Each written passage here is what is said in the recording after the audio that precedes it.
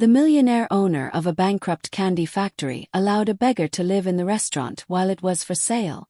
When he entered without knocking on the door, he couldn't believe what the beggar was capable of doing.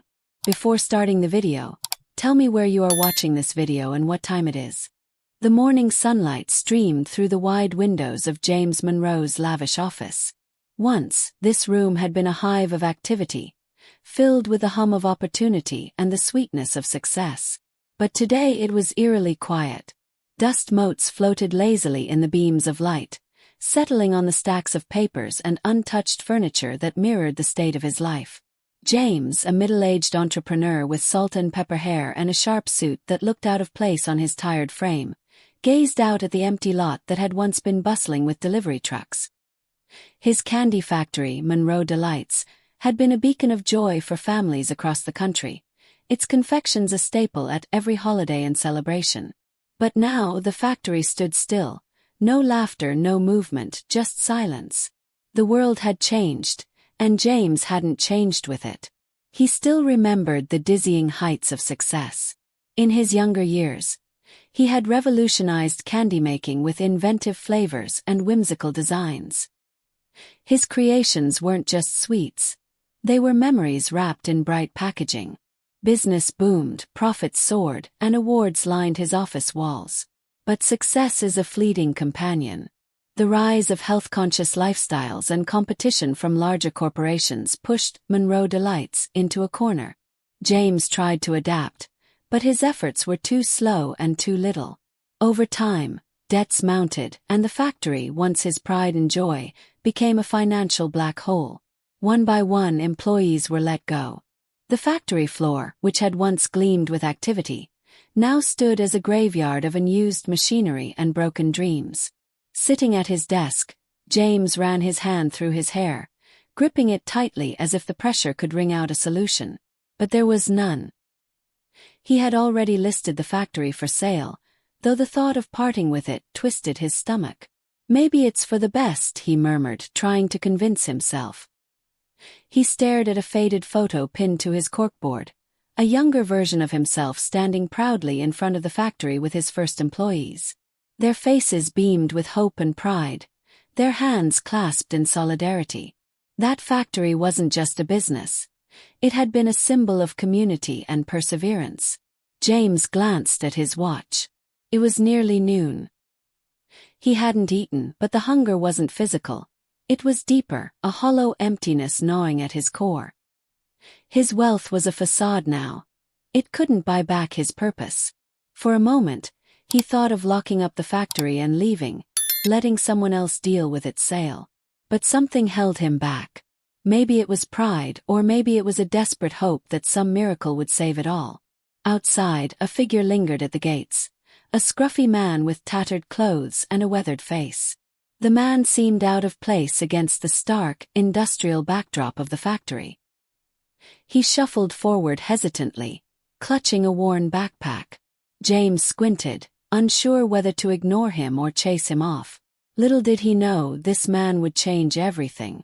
James sighed heavily and straightened his shoulders as the figure at the gate stepped closer. The man's clothes were patched together haphazardly, and his unkempt beard suggested weeks, maybe months, without proper care. There was a hesitancy in his movements, like someone unsure if they had the right to exist in this space. James felt an urge to turn away, to pretend he hadn't noticed the man. But something, maybe the flicker of desperation in the stranger's eyes, kept him rooted to the spot. The man stopped just short of the factory doors, his hand hovering near the doorknob but not daring to turn it. It was as if he was waiting for permission that would never come. With a resigned slump of his shoulders, he began to step back. "Wait," James called out, surprising himself. The man froze mid-step, then turned slowly, his face etched with surprise and guarded hope. "You looking for someone?" James asked, his tone gruff but not unkind. The man hesitated before speaking, his voice hoarse. "Just a place to rest. I saw the sign, for sale. Thought maybe nobody would mind if I stayed out of the cold for a bit." James folded his arms, studying the stranger. The man's eyes darted nervously, as if expecting a harsh rebuke. James knew he should send him on his way. The factory was private property after all. But then again, what did it matter? No one came here anymore, and the place was already lifeless. "What's your name?" James asked. "Alan," the man replied quickly. "Alan Watts." "Alan," James repeated, testing the name on his tongue. He glanced back at the cavernous factory behind him. "You're not planning on squatting in there, are you?" Alan's cheeks flushed red, his embarrassment clear. "No, sir. Just needed somewhere to sit for a while. I'll move along if it's a problem." James hesitated. Something about Alan tugged at him, though he couldn't quite place why. Maybe it was the quiet dignity in the man's posture, despite his obvious hardships. Or perhaps it was the way Alan didn't beg or plead, just stood there, waiting for judgment. "I won't call the cops if that's what you're worried about," James said, waving a hand dismissively. "But this isn't a shelter. You can sit inside for a bit, but don't go making yourself at home." Alan's eyes widened in surprise. "Thank you, sir. I won't be any trouble, I promise." James grunted and motioned for Alan to follow him. As they stepped into the factory's main floor, the air grew heavier, filled with the smell of metal and disuse. Alan's gaze wandered, taking in the rusted equipment and scattered debris. "Place has seen better days," Alan remarked softly. James chuckled bitterly. "Haven't we all?" Alan didn't respond, but his silence felt thoughtful rather than awkward. He set his backpack down near a corner, careful not to disturb anything. "Don't touch the machinery," James warned. "It's all worthless now, but I don't want anyone getting hurt." Alan nodded. "Understood." James lingered for a moment, unsure why he felt the need to stay. Perhaps it was loneliness, or maybe curiosity. There was something about Alan that felt familiar. "I'll be upstairs if you need anything," James finally said, though he doubted Alan would ask for help. As James turned to leave, he glanced over his shoulder one last time. Alan was sitting cross-legged on the floor, staring at the factory walls with a strange intensity, as if he could see something no one else could. For reasons he couldn't explain, James felt a spark of unease, mixed with a faint, inexplicable hope. What had he just let into his factory, and into his life? Alan's presence was easy to ignore at first. He stayed quiet, tucked away in the corner of the factory floor, as if trying to shrink himself into invisibility. James occasionally heard him moving around, but never enough to be intrusive. True to his word, Alan didn't touch the machinery or cause trouble. But something about the man felt strange. James often found himself peeking through the window of his office, watching Alan as he sat near his small pile of belongings. Sometimes Alan seemed lost in thought, his gaze wandering over the rusted candy molds and conveyor belts. Other times, he scribbled furiously in a battered notebook, though James couldn't imagine what he was writing.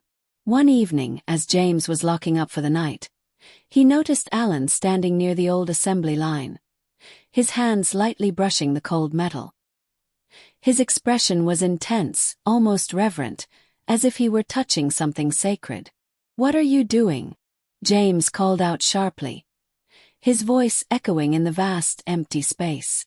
Alan jumped and turned around quickly, his cheeks flushed. "Nothing, sir. Just looking." James narrowed his eyes. "I told you not to mess with the equipment." "I wasn't," Alan insisted, holding up his hands. "It's just, this place has a soul, you know? Feels like it's waiting to come alive again." James snorted, shaking his head. "A soul? It's a pile of scrap metal, Alan. There's nothing alive here." But Alan didn't look convinced. His eyes drifted back to the machinery, a wistful smile tugging at his lips. "Sometimes you just need the right spark to bring something back to life." James waved him off, muttering under his breath as he walked away. The man was harmless, he told himself, but his cryptic words stuck in James's mind long after he left. The next morning, James arrived earlier than usual.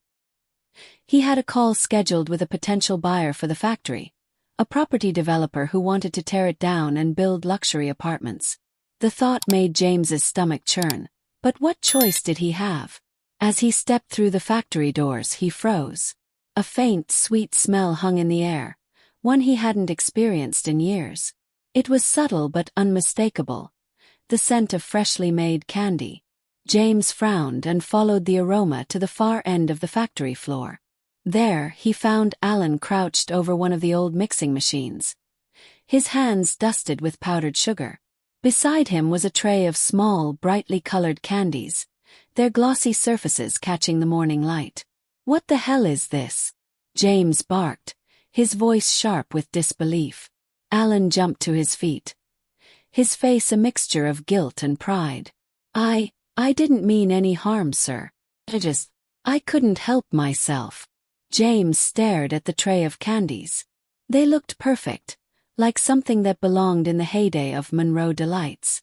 For a moment, he felt a pang of nostalgia so sharp it was almost painful.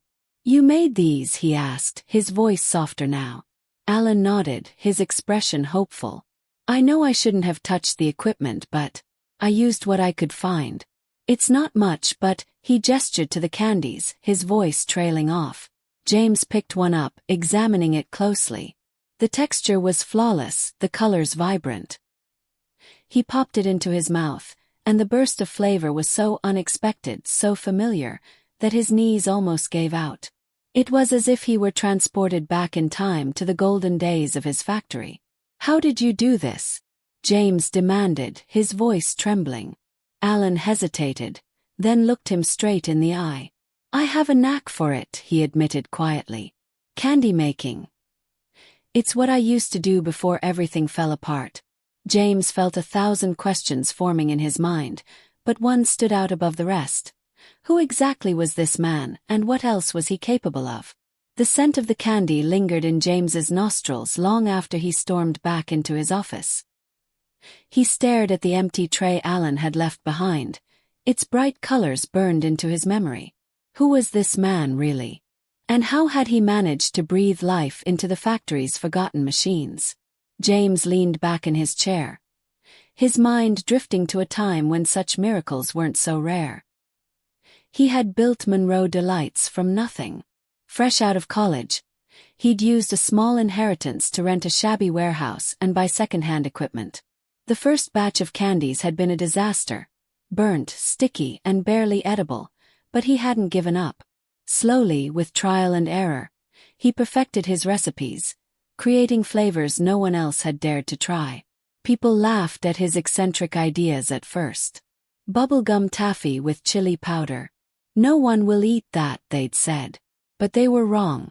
Customers adored the bold, adventurous flavors, and within a few years, Monroe Delights had become a household name.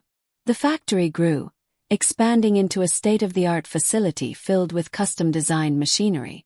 James was no longer just a candy maker. He was an innovator, a businessman, a millionaire.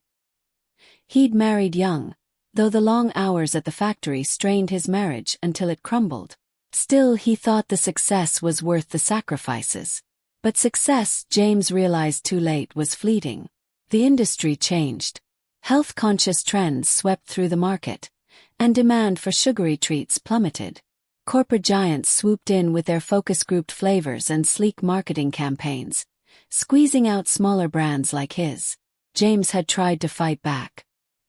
He'd sunk his remaining fortune into developing healthier candy options, low-sugar, organic, gluten-free, but the gamble didn't pay off.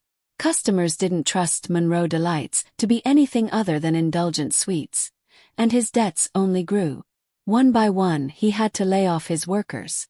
Some of them had been with him since the beginning. The guilt of seeing their faces, etched with worry and disappointment, stayed with him long after they left. When the bank finally refused to extend his loans, James had no choice but to shut down production. He locked the factory doors and listed the property for sale. It felt like tearing out a piece of his soul, but there was no other way. James rubbed his temples, trying to shake off the memories. Alan's candies had brought those memories rushing back, vivid and painful. He turned to the faded photo on his desk, the one of him standing with his first employees. Their faces were full of hope, so unlike his own now. His reflection in the glass showed a man weighed down by failure and regret. "Maybe it's not too late," he whispered, though he didn't dare believe it. For the first time in years, James felt a flicker of something he couldn't quite name. Was it hope, curiosity, or just desperation? Whatever it was, it had been sparked by a beggar who'd walked into his factory uninvited. And James wasn't sure whether to chase that spark, or snuff it out. While James wrestled with his past, Alan sat quietly in the corner of the factory floor, polishing a battered copper pot he had unearthed from the storage room. His movements were slow, deliberate, as if the act of cleaning this forgotten relic carried some kind of meaning. For Alan it did. This wasn't the first factory floor he'd walked on, nor the first time he'd coaxed life out of rusted machinery. But this place, with its dormant energy and faint echoes of laughter, felt different. It reminded him of a life he had long buried, one filled with sugar and dreams, before everything had crumbled. Alan had grown up in a small town, the youngest son of a baker and a seamstress. His parents worked tirelessly, but it was Alan's grandmother who captured his imagination. She made candies by hand, fudges brittle and sweets so beautiful they seemed like little treasures. Her tiny kitchen was always warm and fragrant, a sanctuary of sugar and love. By the time Alan turned 16, his talent for candy making had outstripped even his grandmother's. He could spin sugar into delicate flowers, create chocolates that melted perfectly on the tongue, and balance flavors with a precision that felt almost magical. Word spread, and soon Alan was apprenticing under some of the best chocolatiers in the world. He traveled from Paris to Belgium, learning the secrets of tempering chocolate and blending flavors. He was hailed as a prodigy, a master of his craft before he was 30. But success, as Alan had learned the hard way, could disappear overnight. He'd opened his own boutique candy shop in the heart of the city, and for a while it thrived. His creations were featured in magazines, and celebrities sang his praises. But one night everything changed. The fire started in the kitchen, a freak accident, the fire marshal had said. By the time the flames were extinguished, everything Alan had worked for was gone. His shop, his recipes, his dreams, all reduced to ash. Insurance had covered some of the damages, but not enough. Alan tried to rebuild, but the debts piled up. His landlord evicted him when he fell behind on rent, and the weight of failure became unbearable.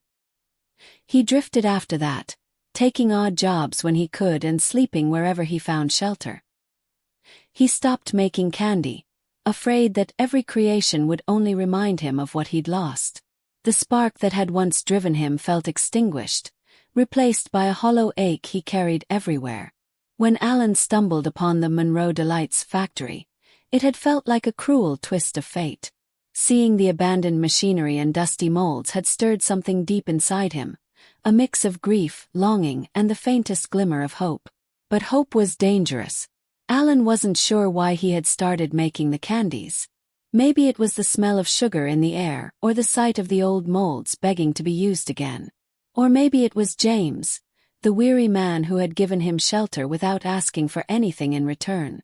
For the first time in years, Alan's hands had moved with purpose, the familiar rhythm of candy making bringing back memories he'd tried to forget. The candies he made weren't just sweets. They were pieces of himself, tiny fragments of a dream he thought had died long ago. But as Alan watched James walk away with the tray of candies, he felt a nervous flutter in his chest. What if this wasn't hope? What if it was just another mistake, one more chapter in a long story of failure? Alan turned back to the copper pot, polishing harder now. The past was a heavy thing, but for the first time in years, he wondered if he could carry it forward instead of letting it weigh him down. The Monroe Delights factory stood as a hulking monument to what once was. From the outside, its red brick walls were streaked with grime, the once pristine logo now faded and peeling. The tall smokestacks, which had once puffed cheery clouds of steam into the sky, were silent. A chain-link fence surrounded the property, its gates sagging on rusted hinges. Inside, the factory was a labyrinth of memories. The high ceilings and vast windows let in streams of light that illuminated the dust dancing in the air. The floor was scattered with remnants of its glory days. Empty candy wrappers, rusted tools, and the occasional forgotten mold shaped like stars or hearts. James often found himself walking the factory floor, unable to stay away despite its haunting quiet. He could still picture the way it used to be. The bustling assembly lines, the hum of machines, and the chatter of workers who had become like family. The scent of warm caramel and melted chocolate had once clung to every surface, infusing the air with a sweetness that felt like home. Now the air was heavy and stale, and every sound seemed magnified in the silence. Alan, however, saw the factory differently. While James mourned its past, Alan couldn't stop imagining its potential. He wandered the floor when James wasn't watching, running his fingers along the machines as if greeting old friends. There was the enrobing belt, designed to coat candies in a perfect layer of chocolate. It was stiff with neglect, but Alan could tell it was still functional. Nearby, the cooling tunnel, once used to solidify candies, sat idle, its motor silent but intact. In the corner of the factory was the flavoring station, a small workspace lined with glass jars that had once held extracts and spices. Most of the jars were empty now, but a few still contained traces of their contents. The sharp tang of peppermint, the earthy warmth of cinnamon, and the floral sweetness of vanilla. To Alan, the factory felt like a sleeping giant, waiting for someone to wake it. One evening, while James was holed up in his office, Alan ventured into the storage room. The air was colder here, the shadows deeper. He flicked on a flashlight and swept it across the rows of shelves. Most were filled with dusty boxes labeled with cryptic numbers, but tucked away in the corner was something that made his breath catch. A pile of candy molds, their intricate designs glinting faintly in the beam of light. There were molds for every occasion: Easter eggs, Halloween pumpkins, Christmas trees. But what drew Alan's attention most was a heart-shaped mold, its edges worn smooth from years of use. He picked it up, running his fingers over the grooves, and felt a pang of something he couldn't quite name. Hope. Nostalgia. As Alan turned the mold over in his hands, he couldn't help but wonder, could this place really come alive again? Could he come alive again? At that moment, he felt like he was standing at the edge of something vast and terrifying. But it wasn't just the factory he was thinking about, it was James. Alan saw the way James lingered, the way he couldn't fully let go of this place despite his words. Alan knew that look because he'd worn it himself. It was the look of someone standing in the wreckage of their dreams, unsure if they had the strength to rebuild. Alan placed the heart-shaped mold back on the shelf, his mind racing. The factory wasn't just a building, and the machinery wasn't just metal. This place was a story, and maybe, just maybe, it wasn't finished yet. The idea came to Alan late one night as he lay on the cold factory floor, staring up at the shadows cast by the moonlight filtering through the high windows. He had been at the factory for several days now, and while James hadn't thrown him out, the tension between them was palpable. James seemed burdened by more than just the failing factory. There was an air of defeat around him that Alan recognized all too well. He couldn't explain why he felt so strongly about the place. Perhaps it was the way it mirrored his own brokenness, or maybe it was the faint glimmers of potential he saw in every dusty corner. Whatever the reason, Alan couldn't shake the feeling that he needed to do something, not just for the factory but for James. The next morning, Alan approached James as he was unlocking his office door. "Morning," Alan said, his voice tentative but firm. James glanced at him, clearly not in the mood for conversation. "Morning."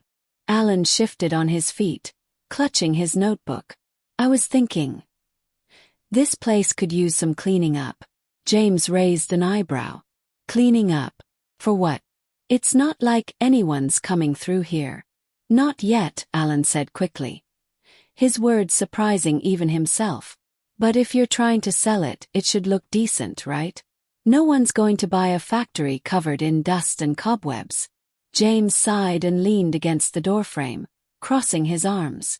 Alan, I appreciate the thought, but cleaning this place isn't going to change anything. Done. Finished. I'm just waiting for someone to sign the papers and tear it all down. Alan hesitated, his resolve wavering. But then he thought about the heart-shaped mold, about the faint scent of candy that still lingered in the air. I'll do it myself, Alan said suddenly. I'll clean the floors, fix up what I can. You don't have to pay me or anything. I need something to do. James studied him for a long moment, his expression unreadable. Why? He asked finally. Alan hesitated. He couldn't tell James the full truth, not yet.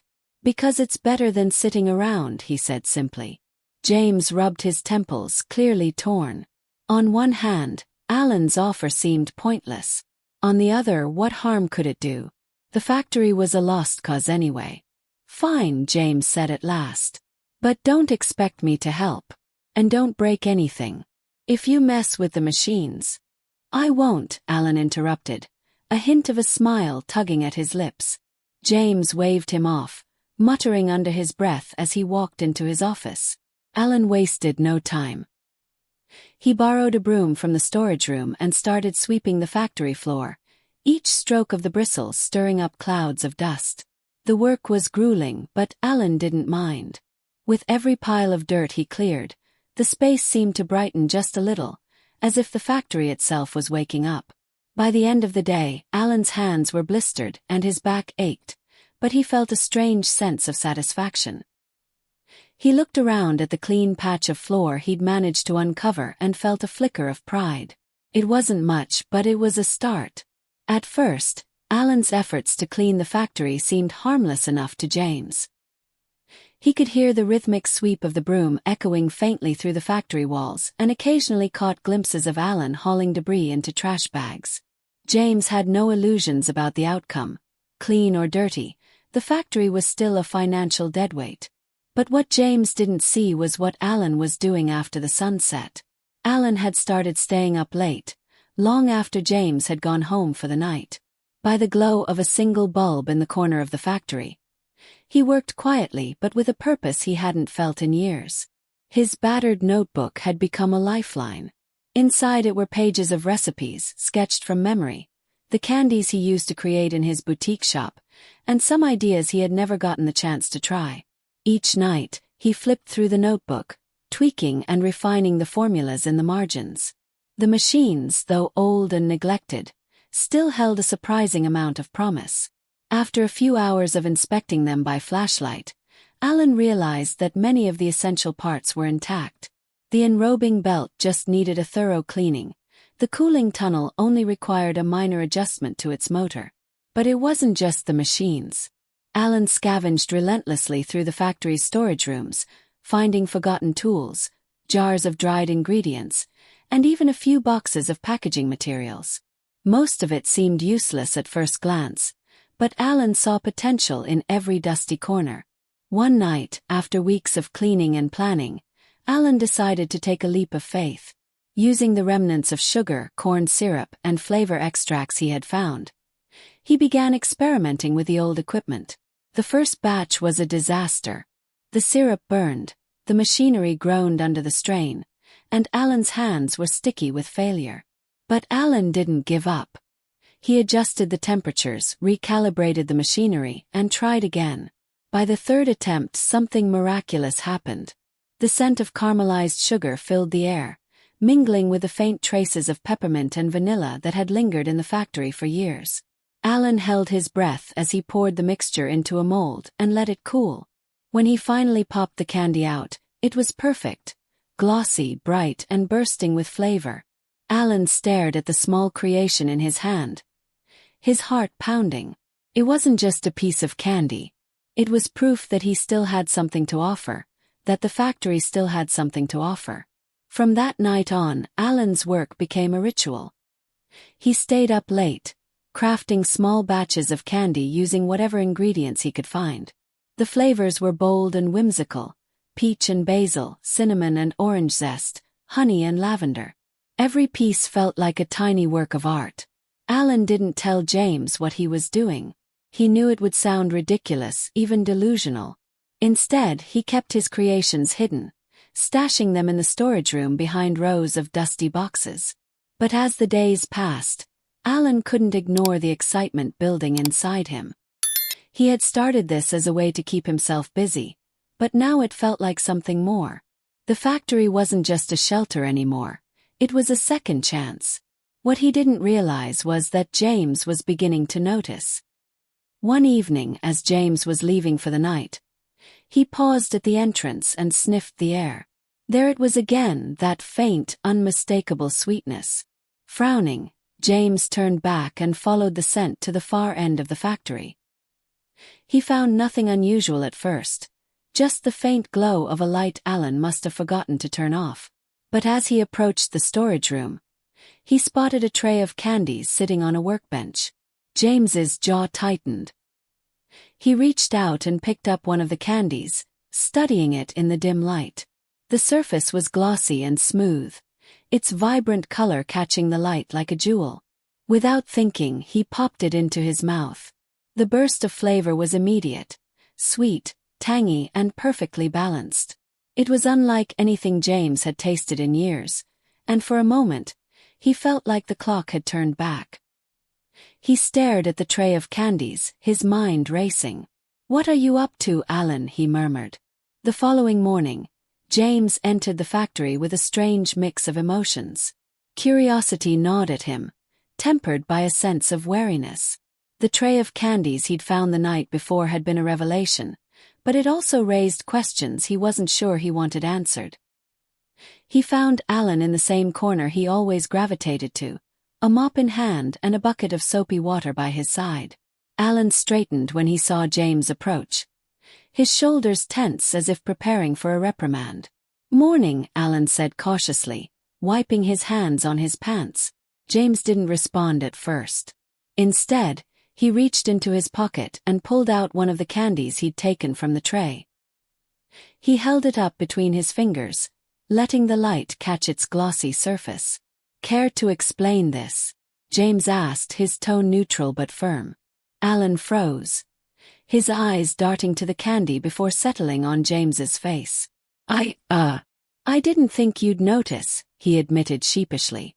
"Well, I did," James said, his voice sharper now. "So what's the deal? You've been making candy behind my back." Alan hesitated, then nodded. "I'm sorry. I know I shouldn't have touched the machines, but I couldn't help myself. I found some old ingredients and I thought, maybe I could make something." James stared at him for a long moment, then took a step closer. "You thought you could make something," he repeated. "Alan, this isn't a hobby shop. Was a professional factory. What makes you think you can just walk in here and start making candy like it's nothing?"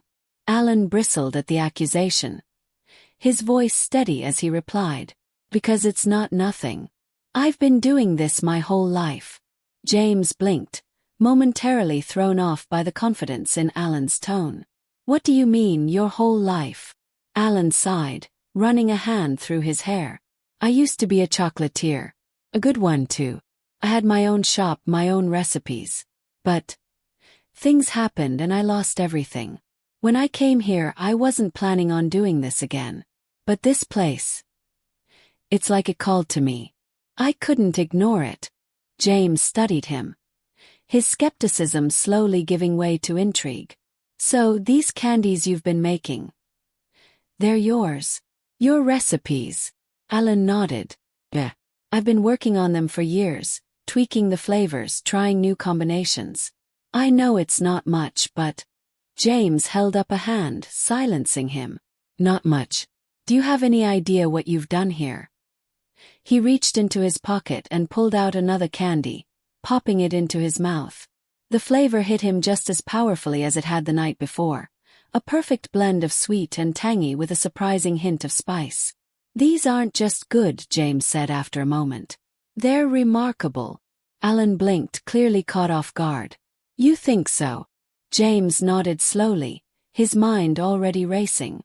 "You're telling me you made these with leftover ingredients and half-broken machines?" "That's right," Alan said cautiously. James took a step back, his eyes scanning the factory floor. The gears in his mind were turning, slowly but surely. He thought of the tray of candies, of the sweetness in the air, of the potential that still lingered in this place despite its disrepair. For the first time in years, James felt a spark of something he had long thought dead. Hope. "Alan," he said, his voice steady. "I want to try something." Alan raised an eyebrow. "What kind of something?" James grinned, the expression surprising even himself. "We're going to sell these. Just a small batch, nothing fancy. I know a guy who runs a market downtown. If these candies are as good as I think they are, maybe, just maybe, we can see if this place still has some life left in it." Alan hesitated, his heart pounding. "You really think it could work?" James shrugged. "I don't know. But at this point, what do we have to lose?" Alan glanced at the heart-shaped mold still sitting on the workbench. For the first time in years, he allowed himself to believe. "All right," he said, a slow smile spreading across his face. "Let's do it." The following week brought a quiet but electric energy to the factory. James hadn't felt this way in years, a mixture of anticipation and cautious optimism. He watched Alan work from the shadows, not wanting to disturb the delicate rhythm of his late-night efforts. Each evening, as the hum of the old machines returned to life, James allowed himself to hope that this crazy idea might lead somewhere. The candy batches Alan created were small but exquisite. With James's approval, they packed them in the old Monroe Delights wrappers Alan had found in storage. They looked imperfect, some wrappers faded, others slightly wrinkled, but that only added to their charm. When the weekend came, James loaded the boxes into his car and drove to the bustling downtown market. The vendor he'd contacted, a friendly man named Leo, had given them a small table near the back. It wasn't much, but it was a start. James and Alan spent hours at the booth, handing out samples to curious passers-by. At first, the response was lukewarm, a polite smile here, a not for me there. But then, something incredible happened. A group of kids, drawn by the colorful wrappers, each took a piece of candy. The moment they tasted it, their faces lit up, their excitement infectious. Soon they were dragging their parents over, begging for more. The parents took cautious bites, their skepticism quickly melting into delight. By the end of the day, the table was nearly empty, and James had pocketed more cash than he'd seen in months. "Did you see their faces?" Alan asked as they loaded the last box into the car. His voice was alive with excitement, his eyes gleaming. James nodded, his grin wide. "They loved it. Really loved it. I didn't think people reacted like that to candy anymore." Alan leaned back in his seat, letting out a breathless laugh. "This could work, couldn't it? We could actually bring the factory back." James's smile faltered slightly, his mind turning back to the mountain of debt he still carried. "Maybe," he said. "Let's not get ahead of ourselves. One good day at the market doesn't mean we're out of the woods." Alan didn't argue, but the hope in his expression didn't waver. For him, the day wasn't just a small success. It was proof that dreams could be rebuilt piece by piece. That night, James decided to return to the factory. He told Alan to get some rest, but curiosity gnawed at him. He wanted to see the process for himself, to understand how Alan could create such magic with such limited resources. When James stepped into the factory, the air was thick with the warm, sweet smell of caramel. The machines were silent now, but the workbench was cluttered with trays of candies in various stages of completion. James wandered over to one of the mixing stations, running his fingers along the edge of the metal bowl. It was spotless, gleaming under the dim factory lights. He picked up a notebook Alan had left open, its pages filled with recipes and detailed notes about flavor pairings. "What in the world?" James muttered, flipping through the pages. The level of precision and creativity was astonishing. Alan wasn't just making candy, he was crafting art. Then James's eyes landed on something that made his breath catch. On one page, tucked between notes about sugar ratios and cooling times, was a sketch of the Monroe Delights logo. Next to it were scribbled phrases like "a fresh start" and "community focus." James sat down heavily, staring at the notebook. He had allowed Alan into the factory out of pity, convinced the man had nothing left to offer. But now it was clear that Alan hadn't just revived the machines. He had reignited a vision James thought was long dead. For the first time, James allowed himself to believe that this wasn't just a fleeting success. This was the beginning of something new. The next morning, James called Alan into his office. The normally cluttered desk was cleared except for the notebook James had found the night before. Alan stepped in hesitantly, his hands stuffed into his pockets, his expression guarded. "You wanted to see me?" Alan asked, glancing at the notebook on the desk. James gestured for him to sit. "I stayed late last night," he began, his voice calm but firm. "I saw what you've been doing. The candies, the recipes, the notes. I read everything." Alan's face flushed, and he shifted in his seat. "I didn't mean to overstep, James. I just got caught up in the work. I'll stop if it's a problem." "Stop," James interrupted, his voice rising slightly. "Alan, you've done more with this factory in the last few weeks than I've managed in years." Alan blinked, unsure how to respond. "I don't think you realize how talented you are," James continued, leaning forward. "These candies you're making, they're not just good, Alan. They're extraordinary. People at the market were raving about them. Kids were dragging their parents back to buy more. I've never seen anything like it." Alan's lips twitched into a small, hesitant smile. "You really think so?" "I know so," James said firmly. He tapped the notebook on the desk.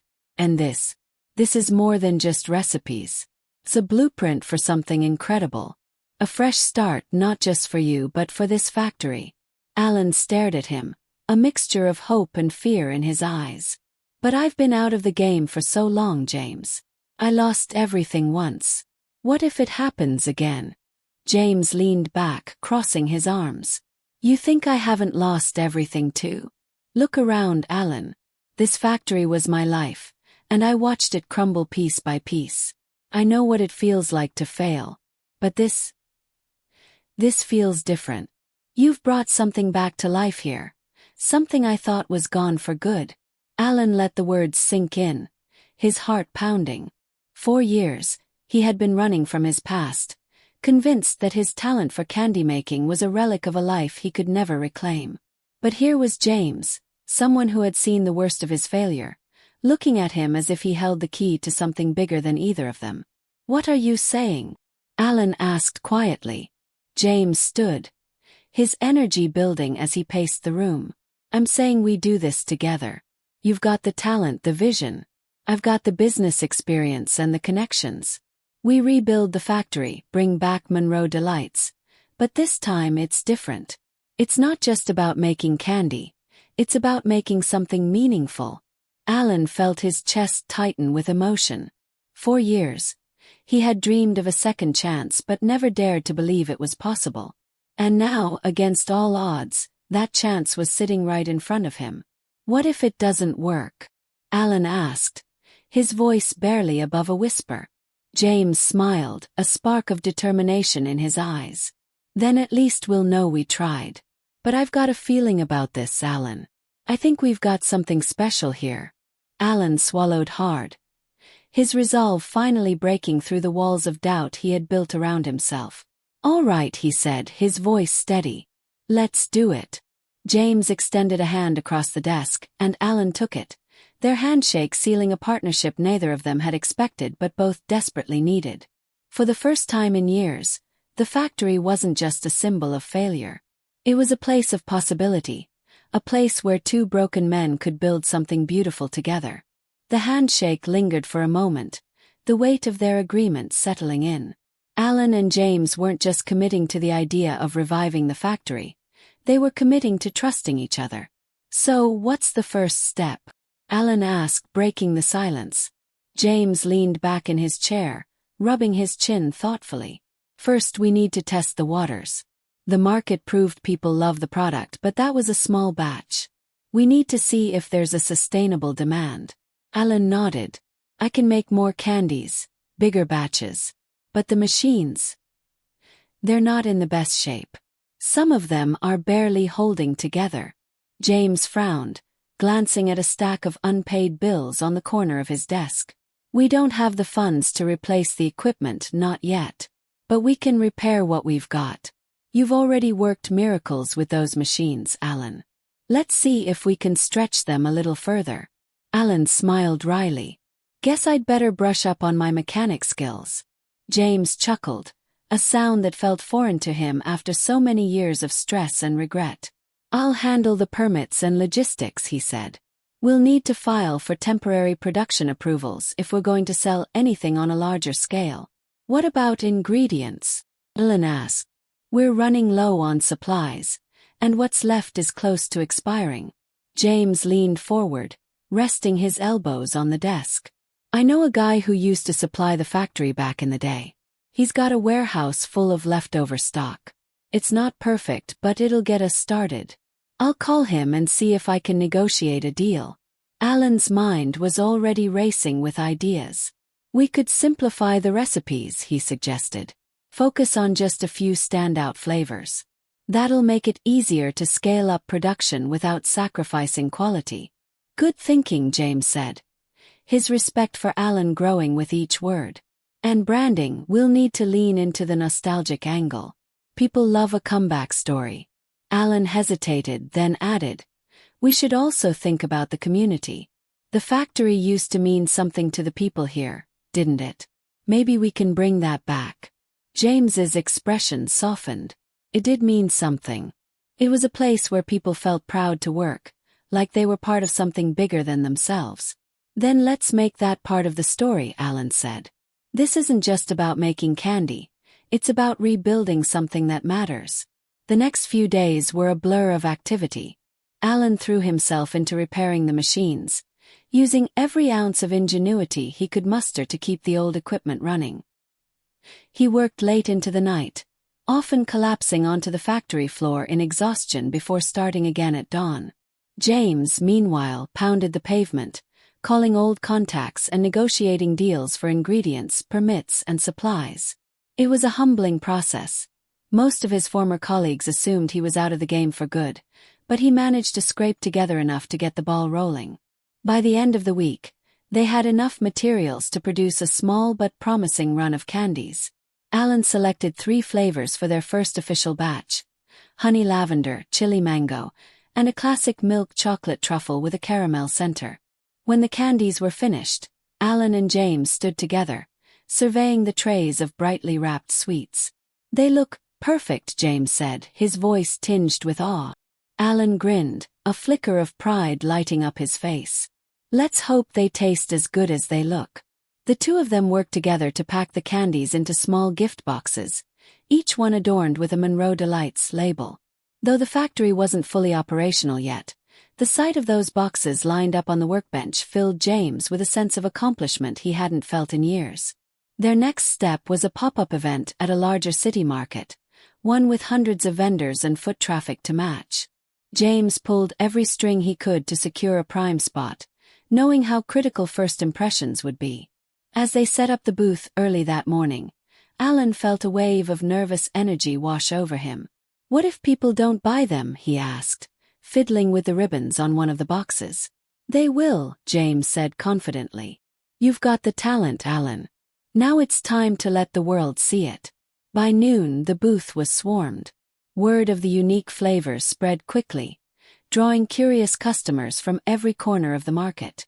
Some were intrigued by the nostalgic branding, others by the bold flavor combinations, but all of them left with smiles on their faces and bags of candy in their hands. James and Alan barely had time to catch their breath as box after box disappeared from the table. By the end of the day, they had sold out completely. As they packed up the empty trays and the small pile of cash they had earned, James turned to Alan. His expression filled with a mixture of relief and exhilaration. We're really doing this, he said. Alan nodded, his face glowing with pride. We are. For the first time in years, both men felt like they were on the verge of something extraordinary. The success of the pop-up event was more than just a morale boost. It was a turning point. That evening, James and Alan returned to the factory, their arms loaded with empty trays, their hearts light for the first time in years. James set the cash box on the desk in his office and gestured for Alan to take a seat. "We need to talk about what's next," he said, his tone businesslike but tinged with excitement. Alan nodded, his face still flushed with the glow of the day's triumph. "You mean scaling up production?" "Exactly," James said. "If today proved anything, it's that there's real demand for what we're making. But we can't keep doing this in small batches. We need to think bigger, hire help, fix more of the machines and start marketing properly." Alan hesitated, his excitement dimming slightly. "That's a lot of money, James. And I don't have much to invest." James leaned forward, resting his elbows on the desk. "This isn't about money. It's about partnership." He paused, choosing his words carefully. "Look, Alan, I don't know how to make candy, and I definitely don't have your eye for creativity. What I do know is how to run a business. If we're going to make this work, we need to combine our strengths." 50-50 partnership. Alan stared at him, stunned. 50-50. "You're serious?" James nodded. "This place wouldn't even be standing right now if it weren't for you. Your talent and vision are the heart of this operation. I'm just the guy keeping the wheels turning." Alan leaned back in his chair, his mind racing. 4 years, he had been running from his failures, convinced that no one would ever take a chance on him again. And now, here was James, offering him not just a role in the factory's rebirth, but an equal stake in its future. "I don't know what to say," Alan said finally. "Say yes," James said with a grin.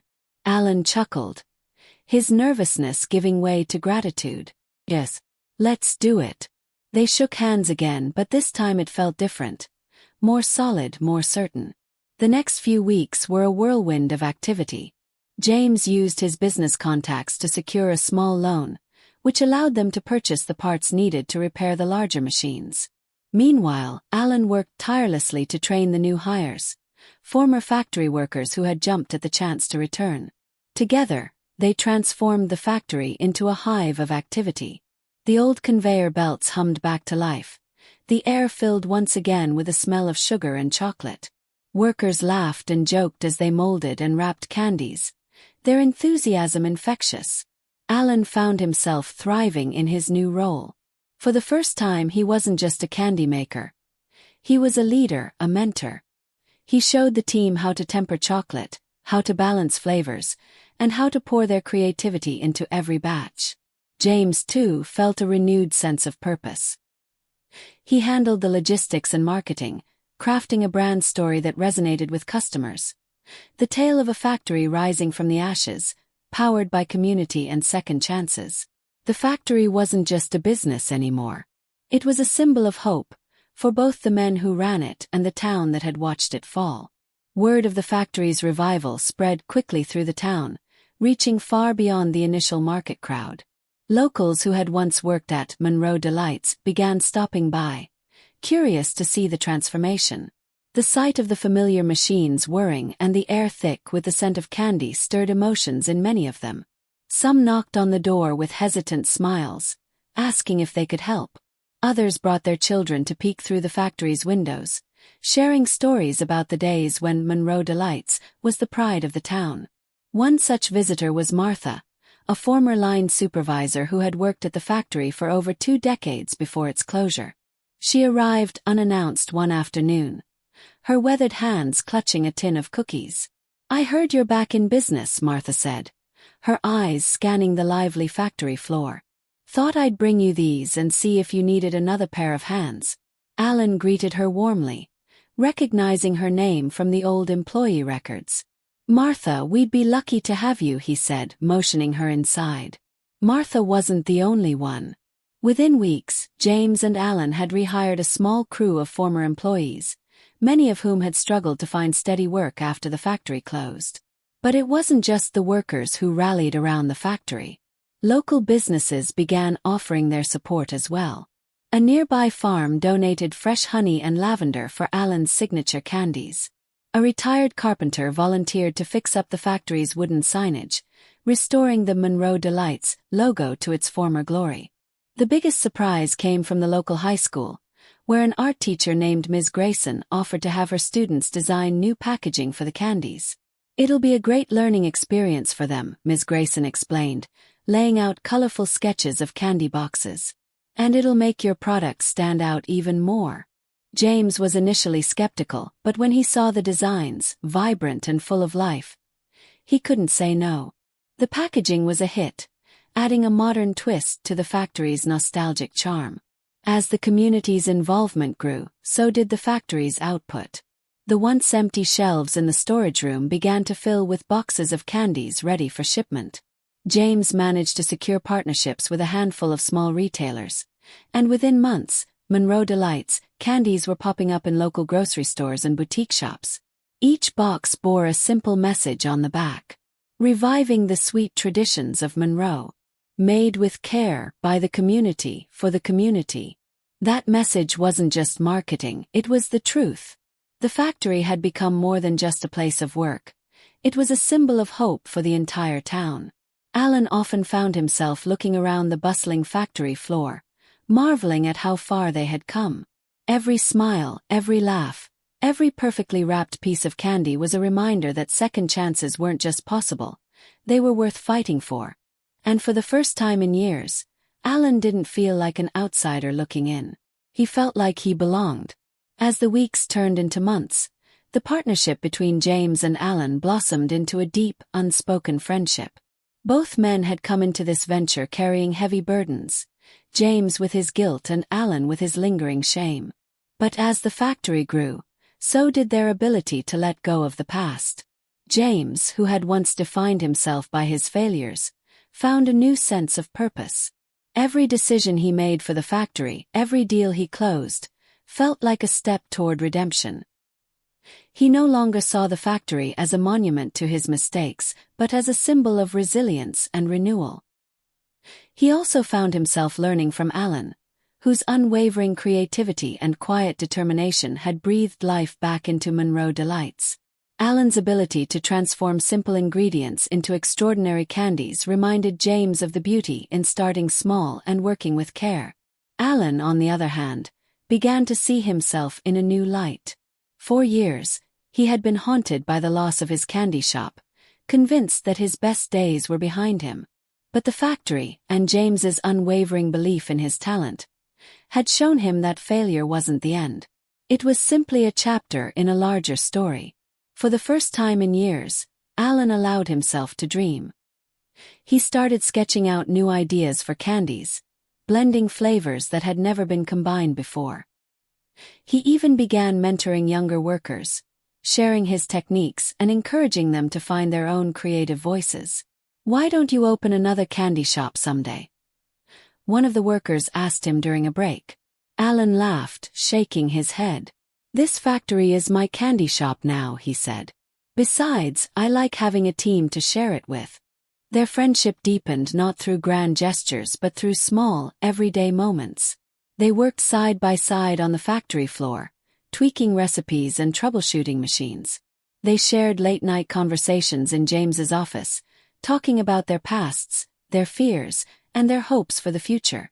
One evening, as they sat in the break room with cups of coffee, James leaned back in his chair and said, "You know, Alan, I don't think this factory would have survived without you." Alan chuckled, shaking his head. "You're giving me too much credit. You're the one who kept this place standing."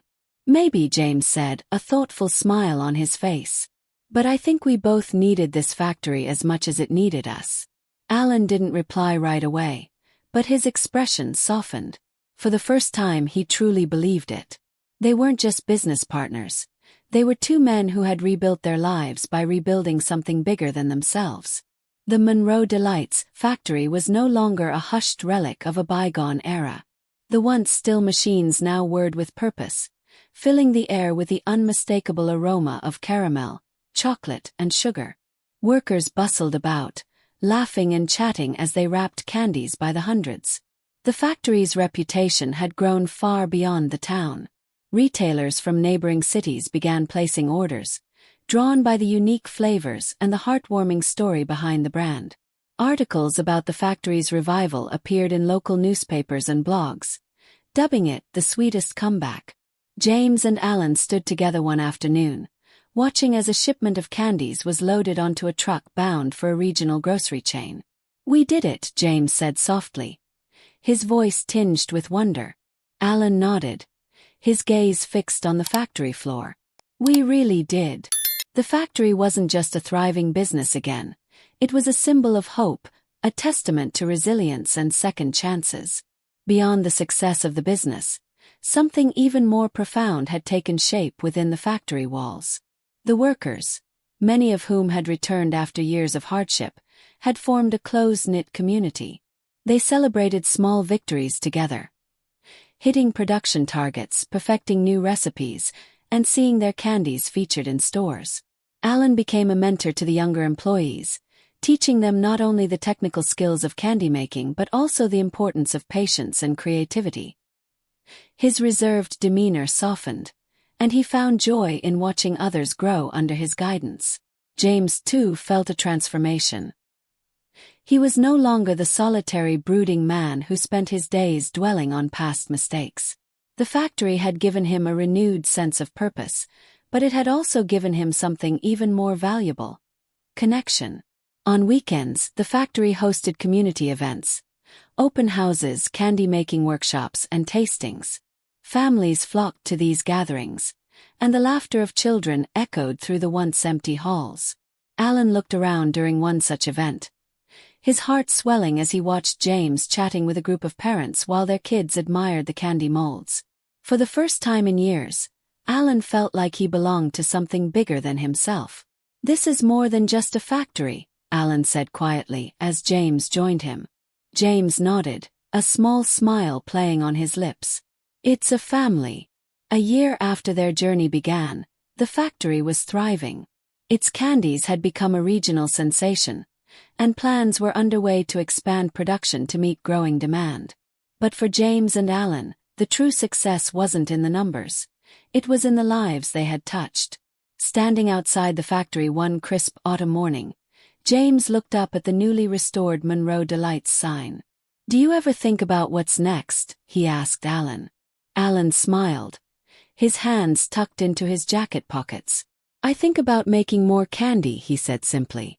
"And maybe teaching the next generation how to make something they're proud of." James laughed softly. "That sounds like a legacy worth leaving."